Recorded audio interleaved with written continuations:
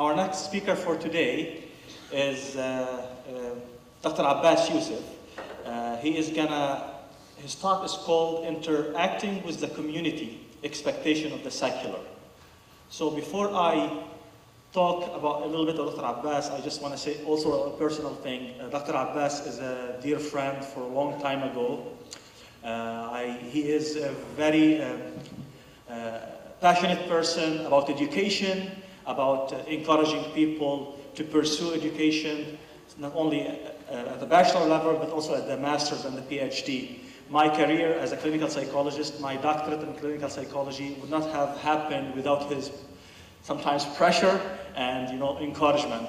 So with that, let me just tell you a little bit about Dr. Abbas Youssef.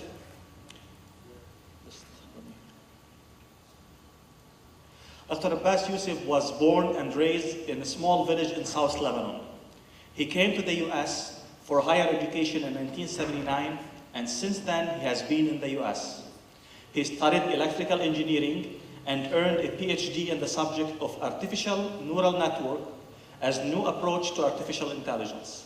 He is a research engineer in the automotive industry, working on control of autonomous vehicles. Dr. Youssef has adopted secularism and progressive conviction since high school days. He has been advocating social justice since then. He would like to be known as the soldier for social justice. All right, let's give it to Dr. Abbas.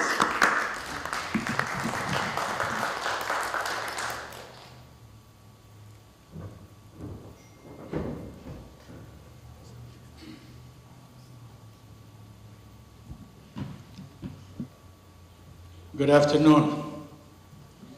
Thank you, Adnan. I hope I live up to the challenge and keep you alert after lunch. So just, please, this is a very serious talk, guys, but a little laugh can help. It's a little loud. My name is Abbas Mahmoud Youssef. My name automatically reflects that I am from a Muslim family. And per most Muslims, I would also be labeled as Muslim Shiite, just because of the name Abbas. Of course, I was born in South Lebanon, and to a Muslim family. My mother was very religious, and absolutely done all she could to never miss a prayer.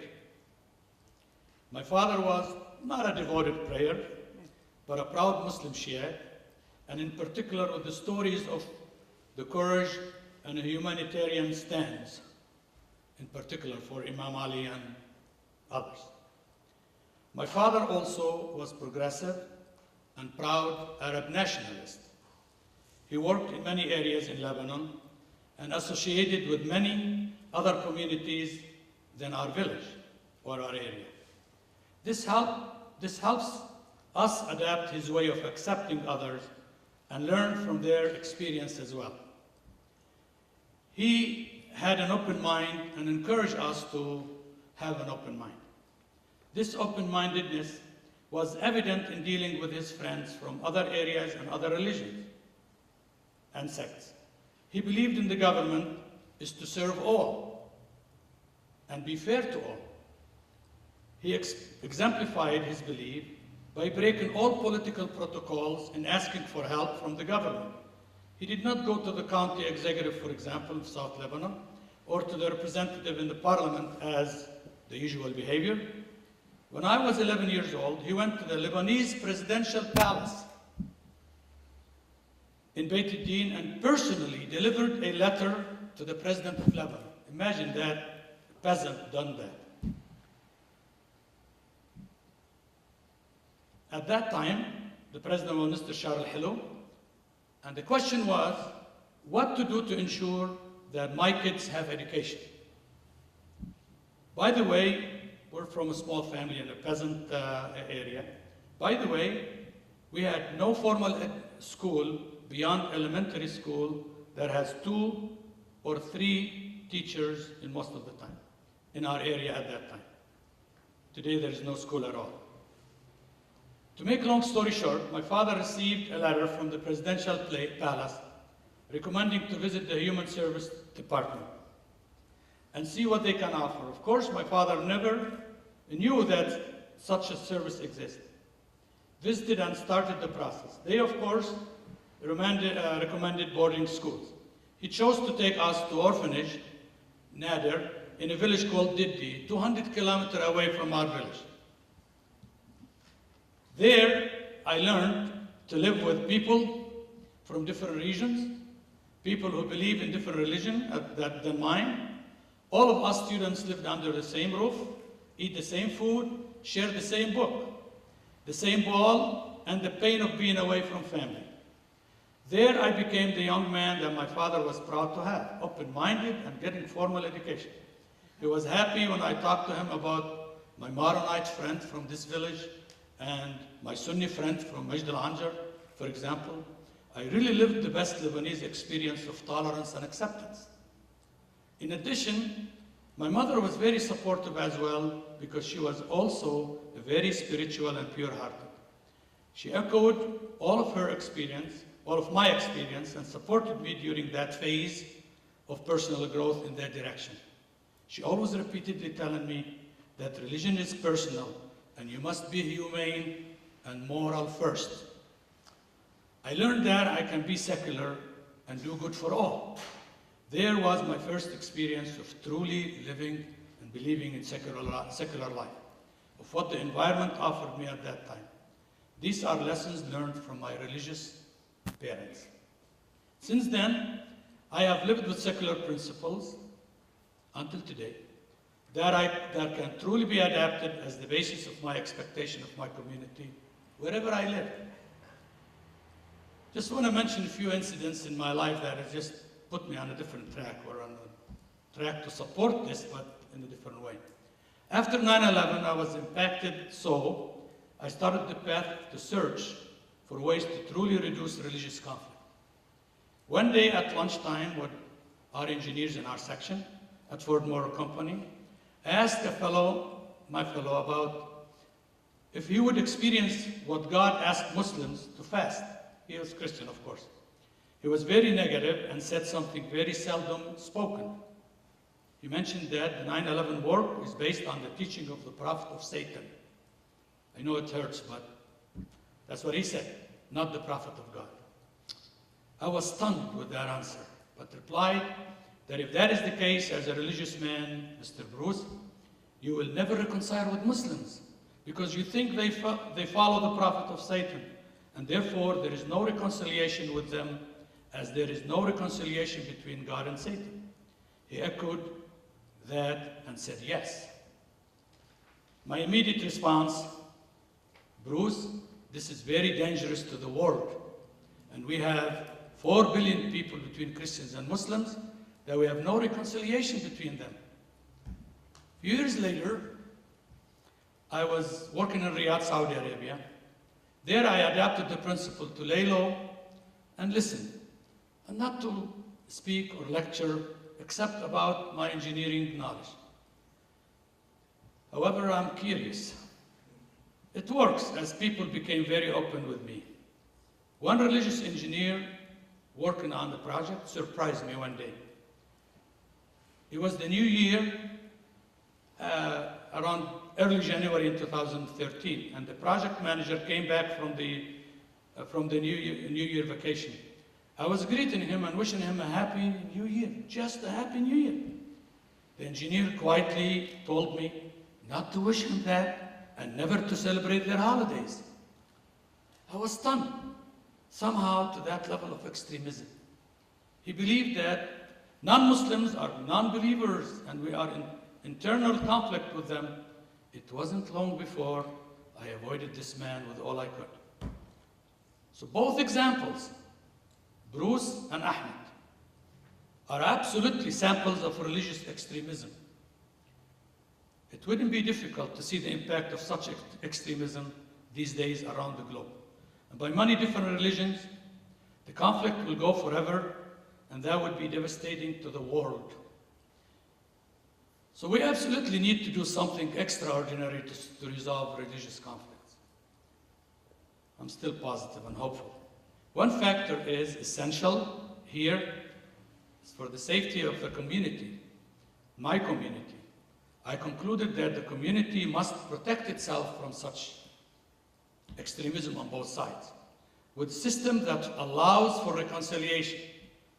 Our community, as a minority in this country, has the utmost interest in promoting secularism as a means for security and prosperous for all. Our community would benefit from this system, and it will have the best for both worlds. First, the community would adapt the challenge to not only reject extremism, but also learn the factors that breed extremism and develop a plan to eradicate them or minimize their effects. So instead of rejecting all religion, let us look for a way to resolve conflicts between people from different belief systems. The important conclusion here is that if we want to understand or eliminate religious extremism, we cannot simply point the finger at another religion or another religious culture. We cannot deny the responsibility to consider whether our approach to religion, our religious culture, somehow supports, encourages, or fails to discourage extremism. In other words, extremism cannot be separated from the larger culture in which it emerges from. We must be willing to consider how this culture leads some people to become extremists.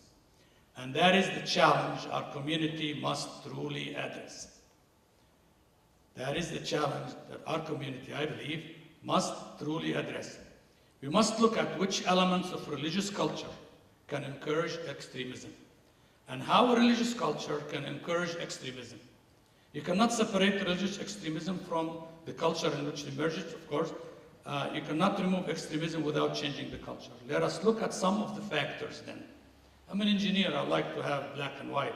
I live in digital, ones and zeros. That cause people to develop an extreme approach to religion. I know Alan always tells me that liberal art has many answers. You engineers have one answer, either one or zero. Well, I hope I'll put some engineering here. Religious people believe their religion is the only true religion. This exclusivity approach to religion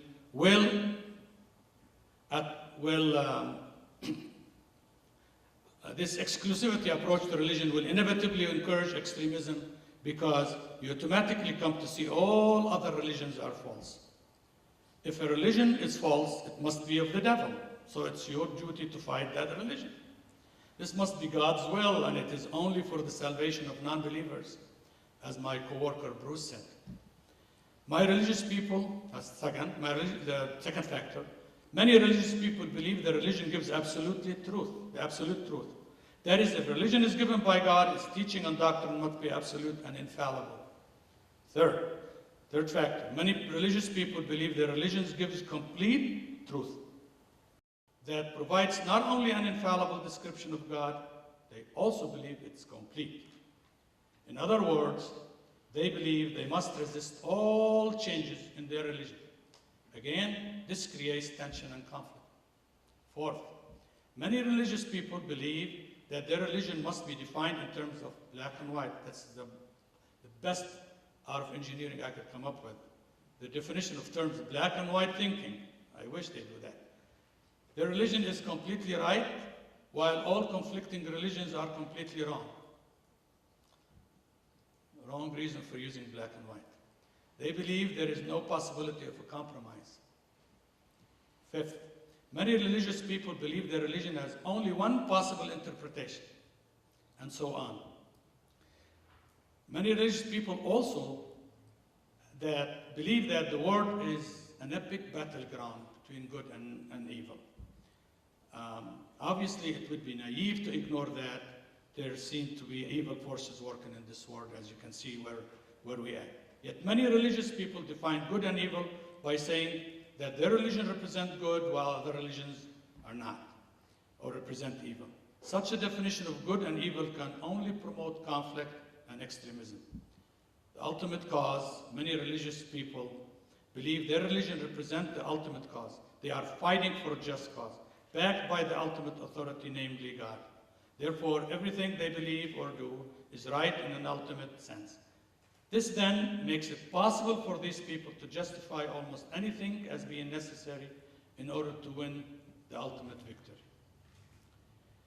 Well, all these factors around related to black and white, good or bad, good and evil, one can conclude that as long as most of the world religious culture are influenced by some or all of the confrontational factors, there is no way to reduce religious conflict. It's not an optimist view. These factors not only encourage conflict, but they breed it. As long as such conflict and tension is allowed to continue, it is certain and confidently predictable, and some people will take this general culture into extremism and fanaticism. So, if we are to have any chance of reducing conflict, then we must find a different approach to religion, an approach that is not dominated by these confrontational elements. We must find an approach that promotes understanding, tolerance, and even unity among religious people. In that respect, it's extremely important to recognize that most religious cultures are influenced by at least some of these elements. Obviously, not everyone is willing to take these elements into the extreme. Yet everyone who tolerates these conflict-breeding elements is contributing to maintaining the general culture. And it is precisely this culture that leads to extremism. Our community is asked to address this issue, and I truly believe secular teaching will give us the tools to eradicate extremism. On this planet, there are more religions and sects than ever before. Therefore, any attempt to force religious unity will be doomed to fail. Also, seeking people to espouse to no religion or follow one religion is impossible to see the light. Thus, the world needs a solution with a different approach to religious tolerance and acceptance, a universal approach to religion. We must do something that has never been done before to approach the problem of religious conflict. We must begin by creating a new understanding, a new awareness concerning religion. Well, one example history provides us. For thousands of years, slavery was an integral and accepted element of most cultures. Yet today, most nations have voluntarily outlawed slavery, maybe except in some of the Middle East. How did this happen?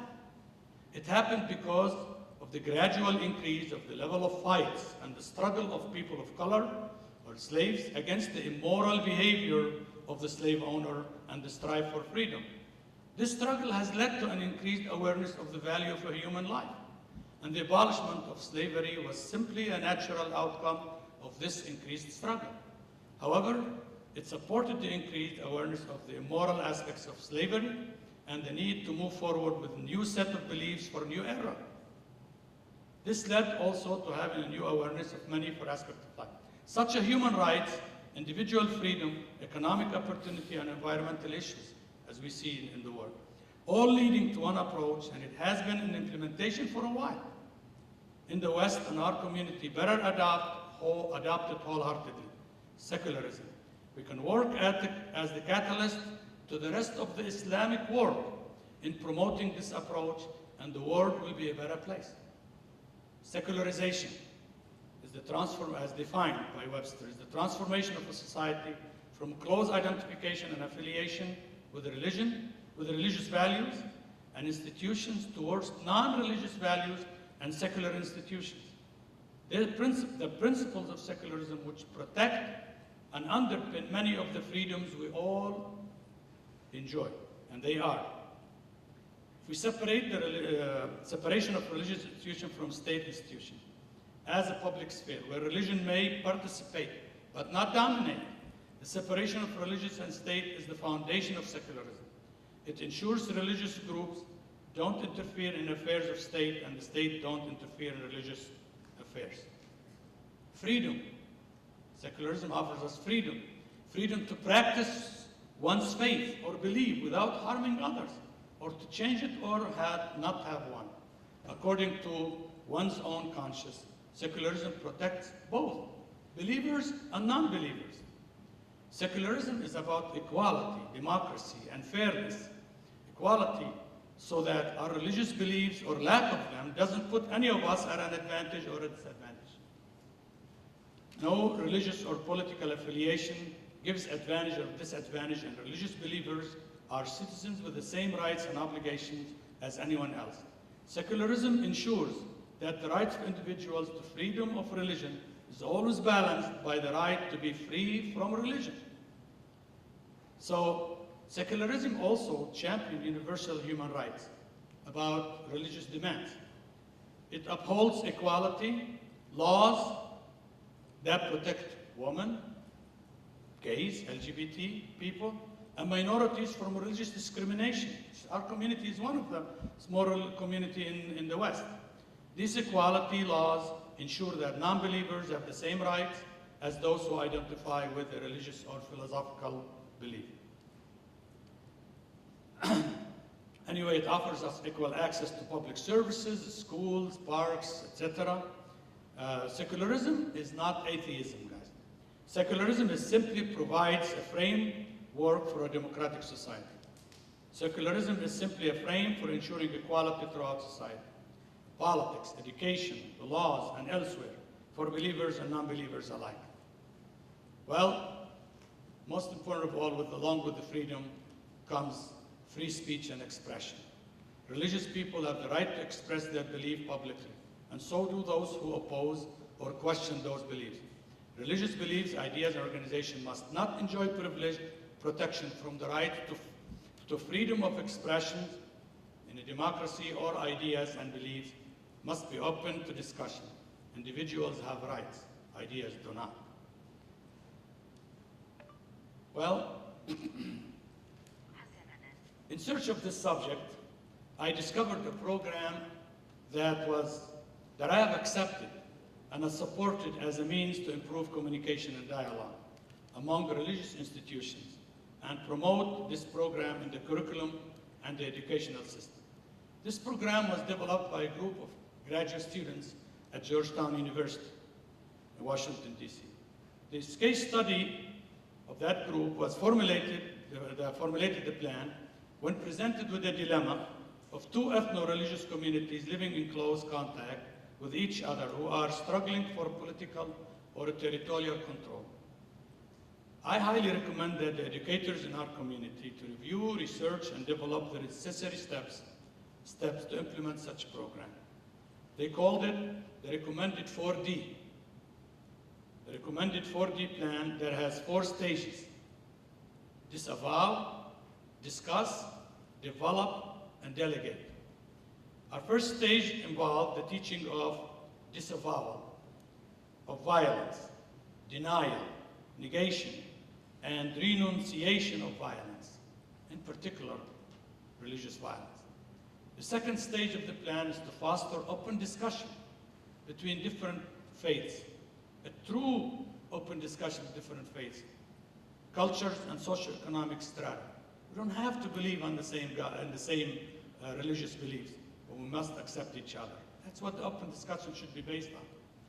Once media, political, and religious leaders have disavowed violence and opened up discussion, they must develop means to which open discussion and greater interfaith understanding can exist in the future.